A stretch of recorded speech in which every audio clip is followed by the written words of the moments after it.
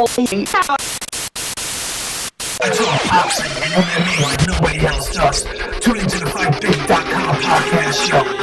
This is FightBig.com's Rick Deserves podcast. Uncensored boxing talk for uncensored MMA talk.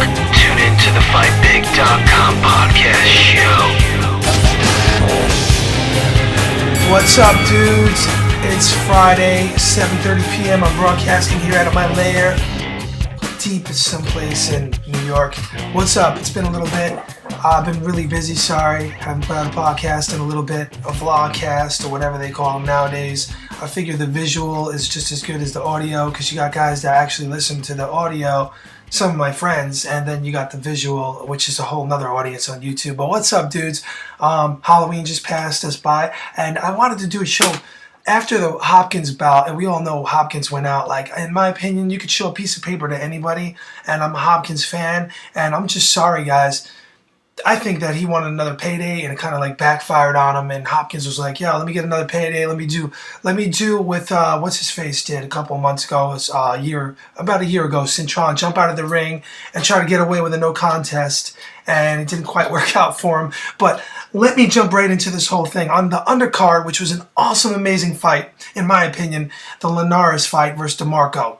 Now, if they cleverly didn't want to show and rebroadcast that fight, and it was a great fight. It was an upset. You can go back and you can find it on the web. But HBO, as far as I know, they show clips of the Linares versus DeMarco fight, which is great. Now, going into this fight, guys, I got to get this off my chest. I've been thinking about this for weeks. Antonio DeMarco versus George Linares, who's a Freddie Roach protege. They picked him up. He had a one defeat. He was looked at damaged goods. This is Linares. And he came back, resurrected his career. Sparred with Pacquiao going into this fight. Pacquiao was ringside. And guess what? Jim Lampley, Emmanuel Stewart, and Max Kellerman were ringside for this fight. And they went on and on and on. I'm talking about straight out from the second round. I'm actually going to read it because I wrote it down. Emmanuel Stewart said, "Jim, you know," this is in the second round. "Jim, you know, this is the most fantastic boxers, one of the most fantastic boxers I've ever saw in my life." Sorry, I just scribbled it down, paraphrasing a little bit before that. But he did say that. And Max Kellerman, who's awesome. I have nothing against these people. I'm just a real boxing fan. And I just call it like I see it. It was like at one point, he's Robinson-like. I'm like, what are they talking about? I'm watching this and I'm seeing DeMarco, who I actually like, sneak up right hands, unnoticed. He's landing straight rights here and there. Boom. Linares' head's going all the way back. They were hyping him up. They were feeding off their own opinions. Honestly, I gotta say it. They were embarrassed by the end of the fight. If you watch this fight and you listen to what the HBO commentators are saying throughout the fight, I mean, really, this light is bright. Where's my sunglasses? Really, I'm just like, these guys are crazy. These guys, Emmanuel Stewart has become delusional. Yeah, he's a legendary trainer. I have respect for him back in the day. He's got Andy Lee, who's really not even going to be a real champion in any type of way in boxing under his wing. He was living with him or something like that. He fell in love with the boxer. Talked about that a couple weeks ago. In my opinion, they're crazy. They're just trying to build something up here. They're trying to build another superstar. And I got to tell you, I got to be real about this. I think they're full of it.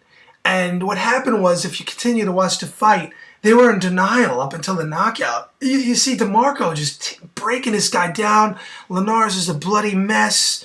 And Linares, I think he was 31-1. And going into this fight, 31 wins, 1 defeat. I don't know how many knockouts at this time. I'm just like skimming through some paperwork I got here.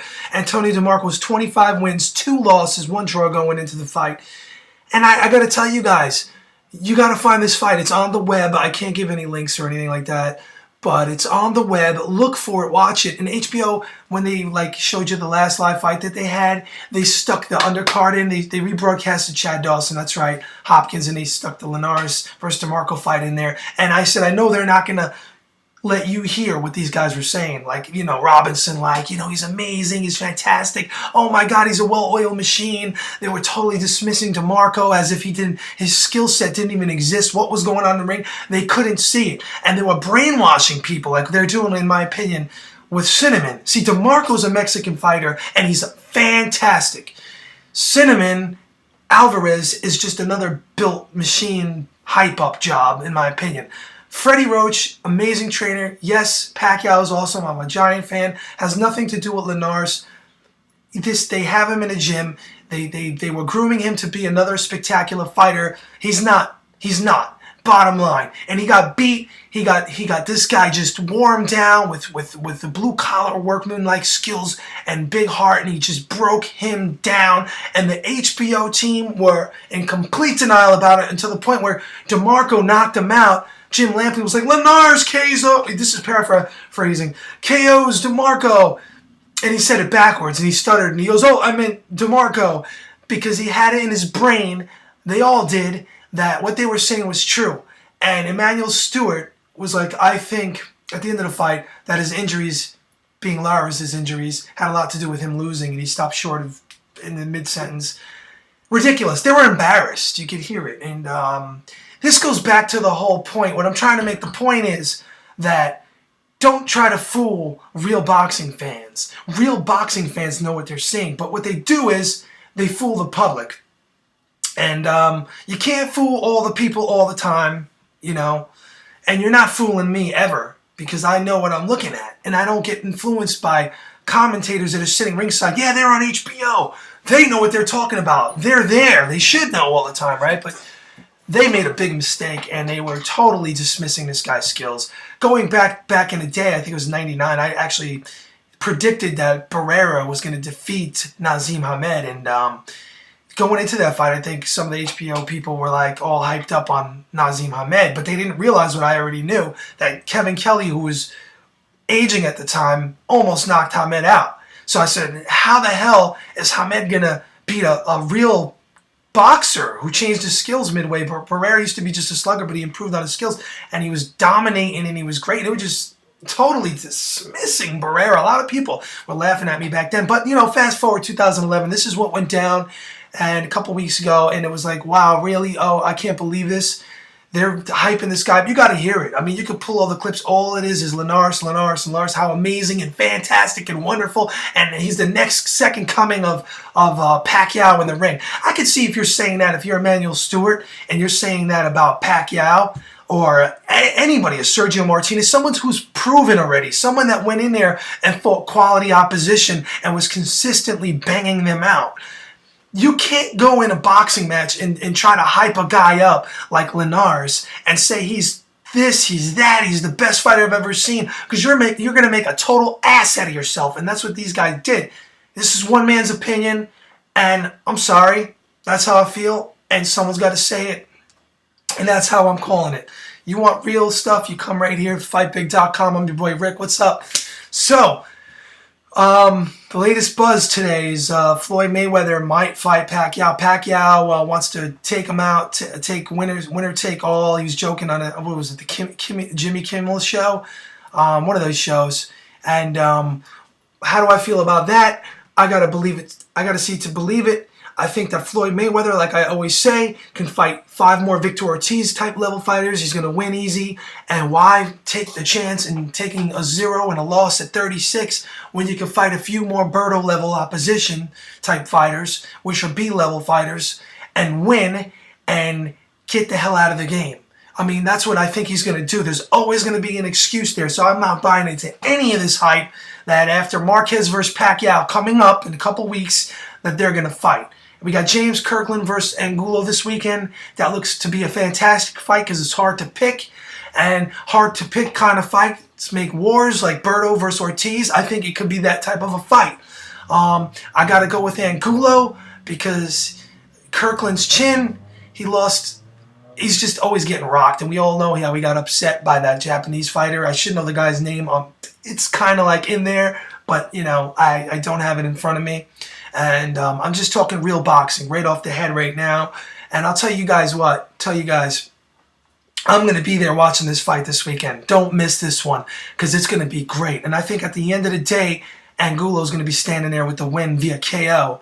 And I wouldn't be surprised if it went the opposite way. And usually those types of fights, I think the first man that lands hard punches has the better chance of winning this fight via KO. And Kirkland just shows on paper that he's chinny big time, and he's probably going to get knocked out this Saturday night.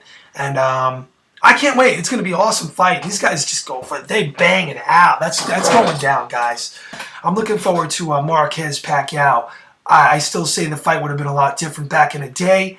Marquez is 37 now, guys. Pacquiao's 32, going on 33. I'll tell you what, this would have been a different fight back in the day. Marquez has a style. He definitely does, I will admit it, to a younger Marquez to beat Pacquiao. Pacquiao has thunder in his punches. He has amazing power, and that's why he is superior to Marquez. Marquez is a wonderful fighter. I love Marquez. I really do. But he's 37. He's really more shop-worn than Pacquiao at this point. And I think those years, they matter big time. And I'll tell you what, I'm a fan of both of these guys. And I wouldn't be surprised if Pacquiao knocks out Marquez. He stops him. And I could be wrong, of course. Yeah, absolutely. I mean, Marquez could pull it all together again. Would they have a draw their first fight? Marquez was down 3 times, nose broken, looked like it was over, and he boxed Pacquiao to a draw. Pacquiao improved on his style, became more unorthodox. He uses both hands now, and that the second fight could have went either way, people say, but I gave the edge to Pac because he did knock down he put Marquez on the seat of his pants. But I think now Marquez is 37. In the late rounds, he could stop him. Maybe earlier, maybe in the middle rounds. Either way, Pacquiao gets a win in this fight. I can't wait. I'm stoked about that. So guys, I'm gonna just put this in real quick. I gotta get out of here. I got the band right now coming up, and out of New York City. Yeah, my man Coy. That's right. It's www.reverbnation.com/OLOM. Yeah, you want to hit these guys up. You want to book them for shows. They just rocked out last week. I think it was on Halloween in the city. Dudes are awesome. OLOM. I think it's an acronym. Check them out because they rock.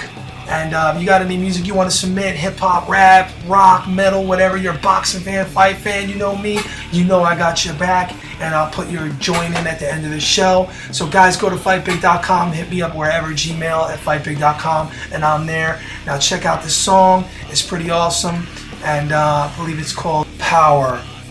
Now check it out, OLOM, rockin', and I'll see you guys shortly. I'll be back soon. Peace. For uncensored boxing talk, for uncensored MMA talk, tune in to the FightBig.com podcast show.